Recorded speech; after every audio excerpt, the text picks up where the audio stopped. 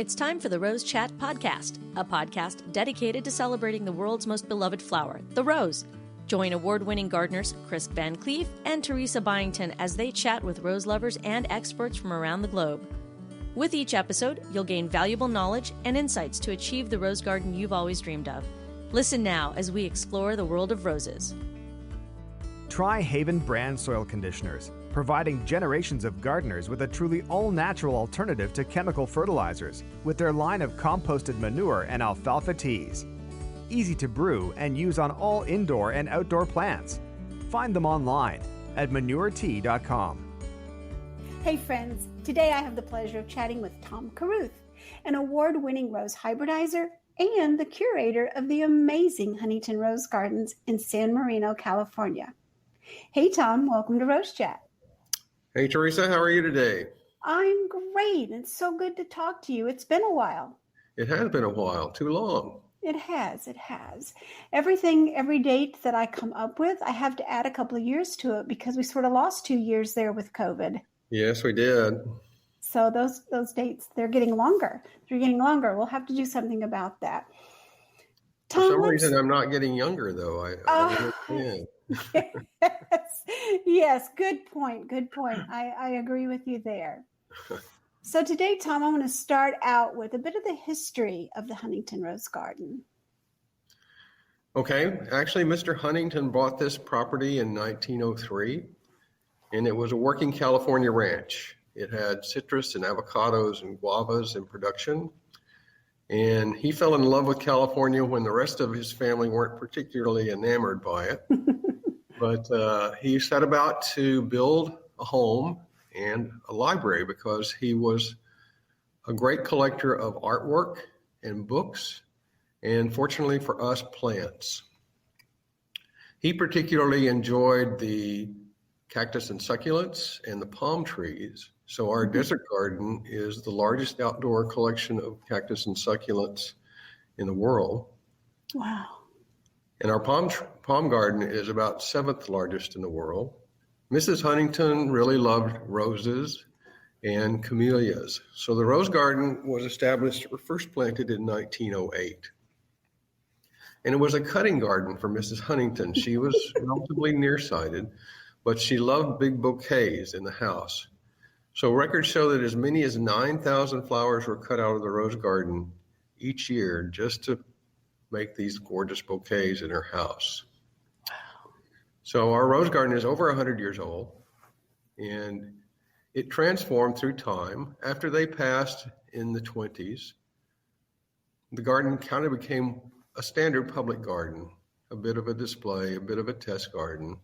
But it was the curator in the 70s that decided the rose garden should be a collection, just as the desert garden is a collection. Mm-hmm. And he set about to replant the garden and to especially represent the history of the rose. Now, over time, that planting's gotten bastardized a little bit, but we still have some sections of the garden, like we have the mid-century section where there are roses from the 10s and 20s into the 40s and 50s. We have the China and the tea section, which is an important part of the rose history. So these were roses that came over on the tea ships during the spice trade in the 1700s, or their recent hybrids. It's always interesting for people to see. Then we have some European once bloomers nearby as well.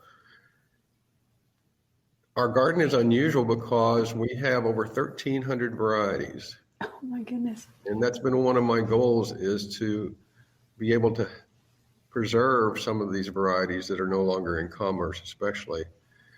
And my special emphasis is to preserve roses that were important genetic contributors to the rose of today as well. So each year I'm finding some new things to come upon, some from private collectors, some from other public gardens. And when I started over 10 years ago, the rose garden had about 1,100 varieties, so we've built up quite a bit. Mm-hmm. And there's still space for us. I'm able to fit it in pretty well by only adding one bed so far. I've known the rose garden for years. I mean, I've been a volunteer at the Huntington since 1978. Wow. So I've watched it go through all sorts of different times, economic times that were tough, labor times that were tough. And I always felt like it could be much better than it was. So when I left Weeks, part of my impetus of coming here was the news that an estate had just donated to Huntington $100 billion specifically for the upgrade of the gardens. Whoa. Good timing. Yes. Good timing. Now, I visited the Huntington right after you came as curator. So when I come back, what changes am I going to see? Well, we've done a lot of renovations in the Rose Garden, like replacing the trellises, restoration of the full wall arbors. We've put in a much more efficient and useful irrigation system, because when I got here, about 70% of the Rose Garden was watered manually. My goodness. And now we're at 95% automatic, and we're using a lot less water as a result. We began to work to upgrade the soil, and did a soil test to discover that our soil was 97% compacted. Oh. So the moment we laid down some gypsum, you could see the roses almost jump as though they could breathe again. Goodness. When I got here too, there were a lot of varieties that were not in good shape, and I knew we couldn't replace them. So I negotiated with my old employer, Weeks Roses, and we sent them some propagating material, and they budded a few plants in the field and then returned to us nice stocky budded plants, after a year and a half in the field. Now, this is a very special favor. You can't just do this all weeks and say, I need this. But I knew the right legs to twist. And we have now rescued, I call it our Rose Rescue effort, and we've now rescued over 400 varieties. Whoa. What are some of the varieties? One is like the Doctor, and that has become quite rare now. Rocky, the climber from Armstrong Garden or Armstrong Nurseries, was down to just one little stem.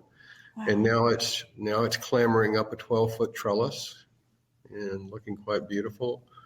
Mission Bells was an old-time All-America winner. And then some from the early century, 1910s and 20s, we rebudded those. La Jolla is a beauty.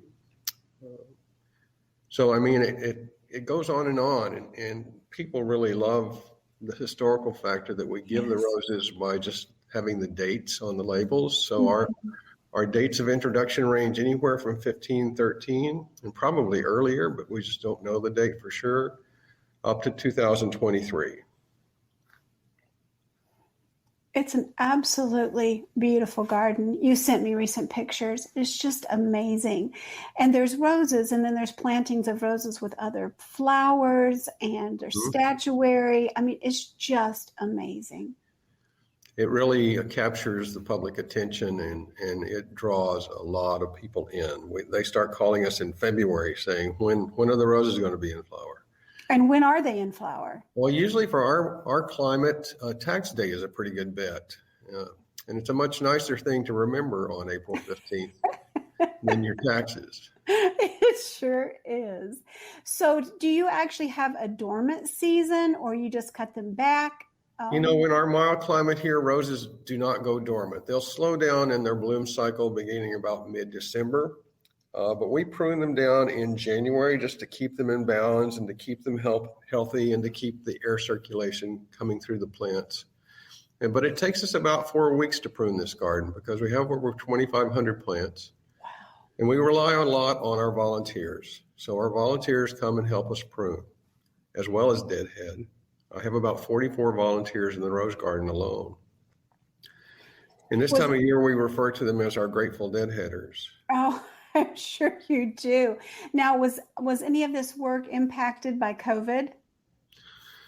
Fortunately, we were considered, what is the word I'm thinking of? Essential? Yes, gardeners were essential. So we came in and tended the garden, even though we were closed for a period of about 4 months.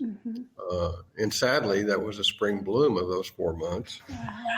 Eventually, we could get volunteers in on a limited basis. That was the scariest part. Was suddenly we were in this huge garden with thousands of deadheads looking at us, thinking, "Oh my God, what are we going to do?"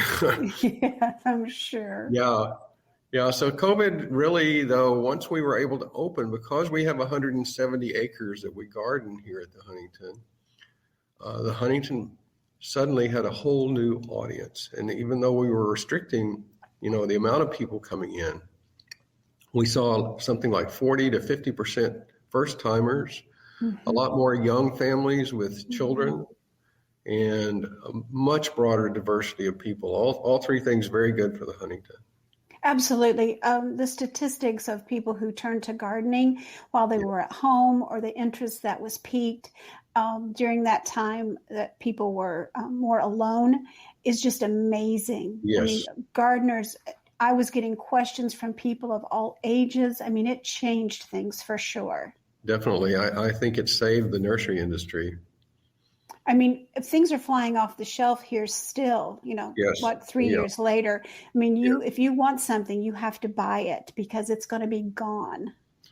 We just had our first large in-person plant sale.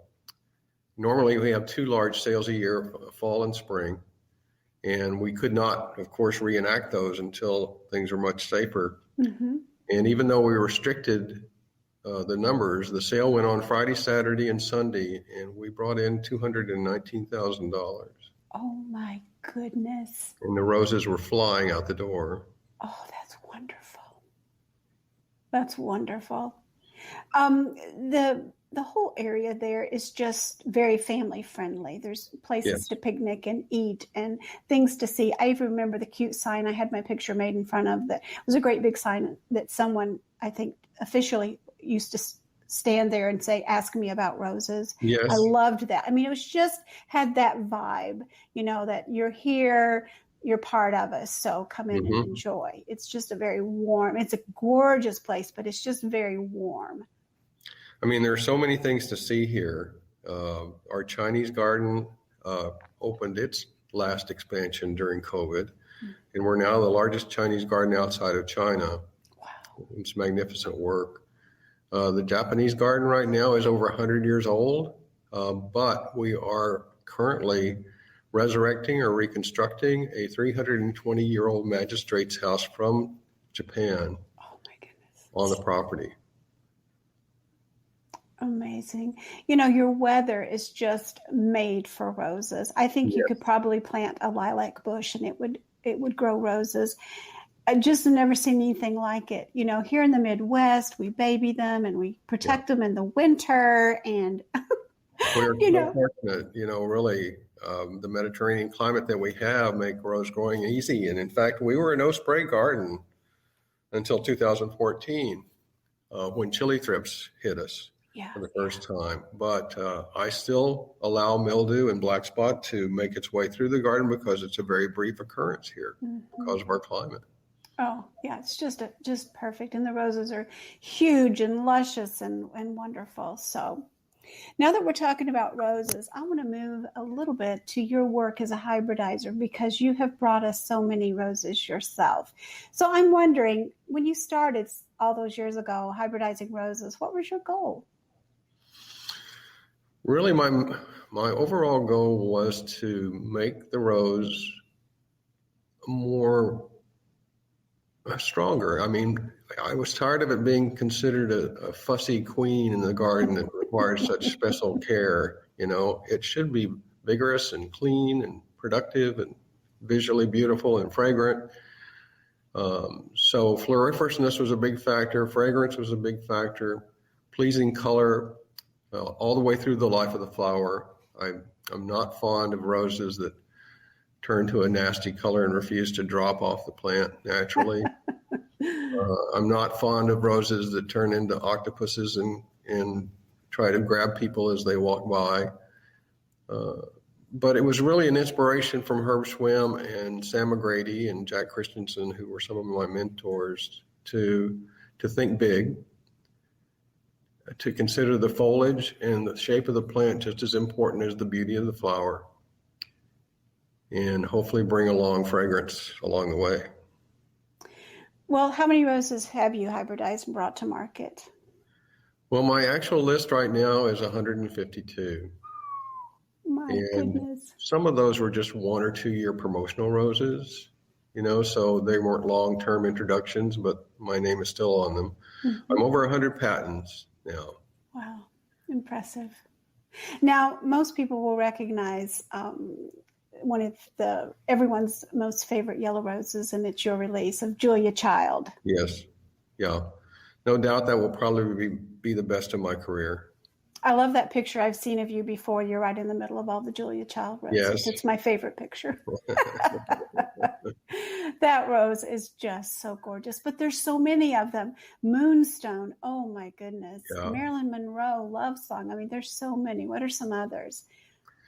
Oh, I think I'm really proud of 4th of July as well as an All-America winner. It was so novel, and it was exactly what I was looking for in that cross, which is unusual. And I still have varieties coming forward. I think my last varieties will be coming out in 2024 or thereabouts. My goodness. So it takes about 10 years to bring a rose to market, I've heard. Is that true? Yes, that's true. At least 10 years. Wow. And so you've been gone from weeks now for 10 years. That's right. Oh, it's going to work out, isn't it? The hard part is when you're just starting up and you're trying to convince the accountants, it'll be 10 years before we have income. No one likes those numbers. But after you retire, it looks like you're working, but you're not. Well, talk a little bit about Huntington 100th Rose. Oh, that has been such a joy to everyone here at the Huntington. Our centennial year was coming up in 2019. And this represents the centennial of when the Huntington family actually chartered the garden in 1919. And I visited Christian, who's now in charge of Weeks research. I brought my crew up for a field trip to see the seedling fields. And we spotted this one rose that was in a slightly larger quantity. And it really struck me. I still have my original field photo, in fact, because of the color and then just the overwhelming fragrance. It was in the air. You didn't have to stick your nose in it. It was right there. And lo and behold, it was destined to be a 2019 introduction. So I knew they wouldn't let us buy the variety from them, but we negotiated an unusual agreement for the rose industry. We actually bought the naming rights of the variety. Oh. And we named it Huntington's 100th for our centennial. And we did a lot of stuff for our centennial, including this rose. And the rose is the spaghetti that stuck to the wall. Wow. It's the thing, people still ask for it. I mean, it's wiped out in our sales each year. It's also sold under the name Life of the Party, but you'll notice both names listed on any identification of the plant as well.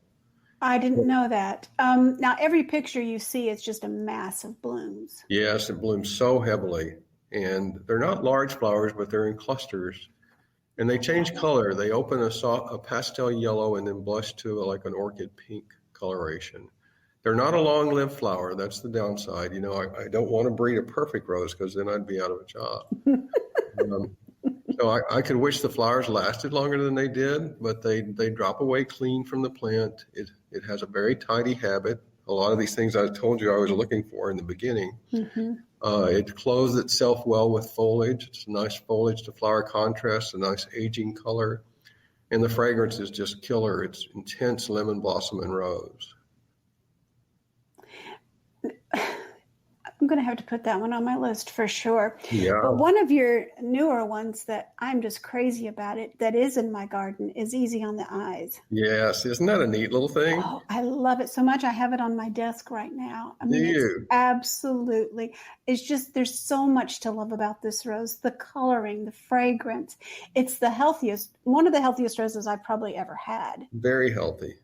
It's and it's just a nice shape. I mean, it's all the things. I love the transition of colors too, because it opens pink with a sort of maroon eye and then fades to white with a purple eye eventually.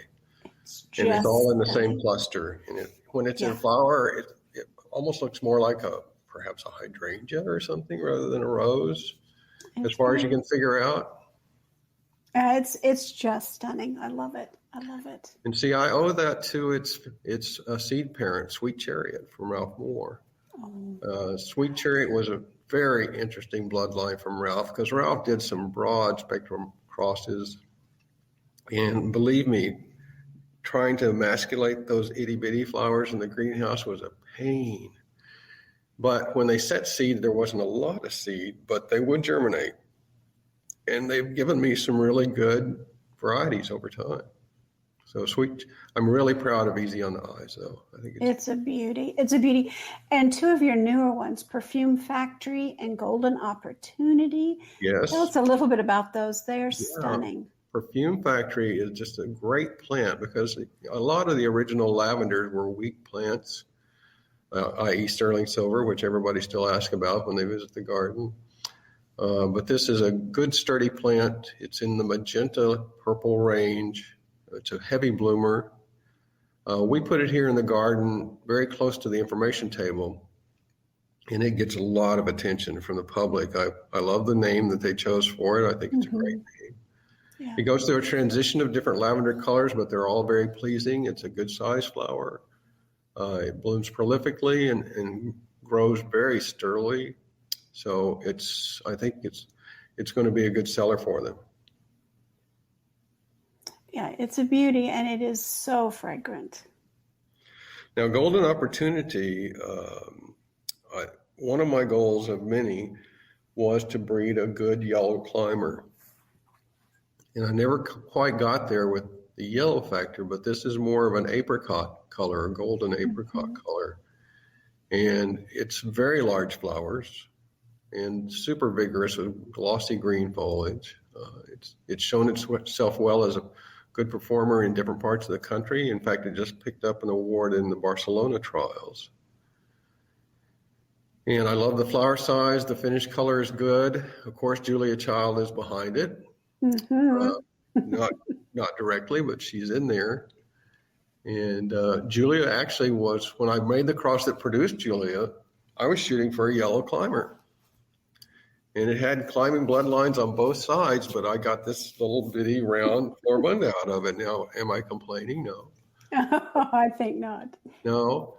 You'll take what you get with it, but I've always thought it would be a good parent, to bring back into the climber work again. And it's proven itself with Golden Opportunity. Well, if I can find a place for another climber, which I'm not sure I can, right, that's on the list. I mean, it's been really hard not to bring it in, but it is going to be a big one. And so I do need to have a pre-arranged space for it. I think you'll like it. I think I will too. It's a beauty.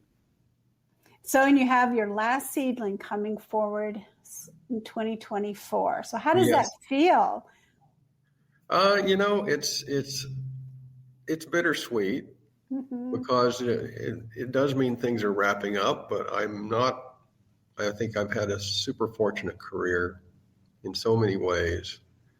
And to be around in the rose industry when it was still very vibrant and exciting, I have all sorts of tales to tell, but I just feel satisfied. And working here at the Huntington, I'm back with the people, I'm back with the plants, I'm learning things every day. I have wonderful cultural experiences just around the corner. It's a phenomenal place to be. I don't get on the freeway. I don't work 40 hours. It's not bad. It sounds ideal. It is a beautiful part of the country. It is just beautiful there. Yeah. You're in a good place. And you've given us so many beautiful roses, and we appreciate that so much. Oh, thank you, Teresa. Well, Tom, of all those roses that we've talked about, do you have a favorite? I can't pick my favorite child. I know. It is hard. Then all the others would feel bad. That's true. That's true. So I tell people, because I get this question frequently in the garden, I tell people it changes every day. And it does. I just kind of look over and see what's pretty for the day. It's so true. I get that question as well. And most of us that grow a lot of roses do. And And you mentioned that you were learning new things every day. And the garden teaches us something new every day. Oh, yes. Oh, yes. I'm learning, I've been in the same garden for all of these years, and it's teaching me new things all the time. And You're never going to know it all. No, and the roses still speak to me. I think, okay, I've seen this bloom before. Oh, every time they bloom, it just knocks my socks off. Yeah. We're so fortunate to have that passion for this beautiful flower. Yes, we are. Well, Tom, what a pleasure it's been to catch up with you and hear all that's going on. Yeah. And I'm so glad you're in one of the most beautiful gardens in the world. I know your touch will make it even more so. Time for you to come back and visit. I know, it sure is. I can't wait. Thanks, Teresa. Friends, thanks for joining us today. And until next time, happy gardening. You've been listening to the Rose Chat podcast with Chris VanCleave and Teresa Byington, expert rose gardeners who want to help you achieve the rose garden of your dreams. Don't miss an episode. Listen anytime on our website at rosechatpodcast.com or listen on the go via the Rose Chat app on iTunes and Stitcher Radio. Share this podcast with your social networks and join us on Facebook, Twitter, and Instagram by using the hashtag RoseChat. Join us next time for another edition of the Rose Chat podcast. The Rose Chat podcast is a production of the Rose Chat Media Group, Birmingham, Alabama.